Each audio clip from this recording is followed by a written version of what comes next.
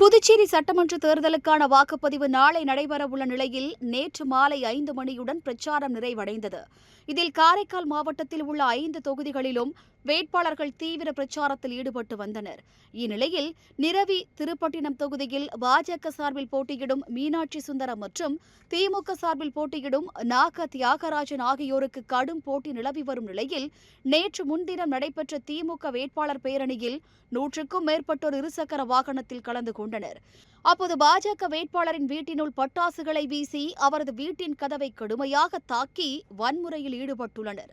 இதுகுறித்து பாஜகவினர் தேர்தல் ஆணையம் மற்றும் காவல்துறையினரிடம் புகார் அளித்துள்ளதாக காரைக்கால் மாவட்ட பாஜக தலைவர் முருகதாஸ் செய்தியாளர்கள் சந்திப்பில் தெரிவித்துள்ளார்.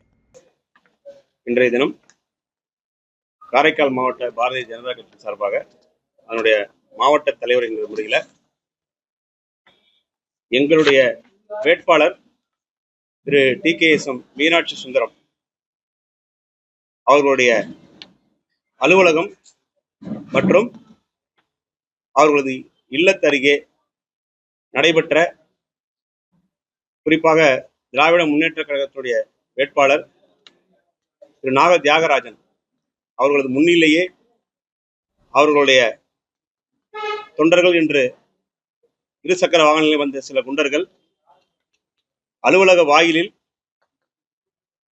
தேர்தல் நேரத்திலே வெடி வெடிக்கக்கூடாது என்கிற ஒரு தேர்தல் நன்னடத்தை விதி இருக்கும் பட்சத்தில் அதனை காட்டில் பறக்க விட்டு ஒரு அசாதாரண சூழ்நிலையை ஏற்படுத்தும் விதமாக இங்கே பட்டாசு வெடித்து விட்டு இங்கே கோஷமிட்டு விட்டு எங்களுடைய வேட்பாளர் அவருடைய இல்லத்திற்கு சென்று இல்லத்தின் வாயிலில் ஏறக்குறைய ஒரு 100க்கும் மேற்பட்ட நபர்கள் வாசலில் ஏறக்குறைய ஒரு 10 நிமிஷம் ஒரு அநாகரிக வார்த்தைகளை உபயோகப்படுத்தி கோஷம் போட்டுட்டு கண்ணாமன் சத்தம் எழுப்பிட்டு கலைந்து செல்வது மட்டுமல்லாம வேட்பாளருடைய வீட்டுக்குள்ளாரையே போக முயற்சி செய்து கேட்டை திறக்க முயற்சி செய்து கேட்டை உலுக்கி ஒரு மிகப்பெரிய ஒரு பதற்றத்தை ஏற்படுத்தும் விதமாக இன்றைக்கு ஒரு சம்பவம் நடைபெற்றிருக்கு.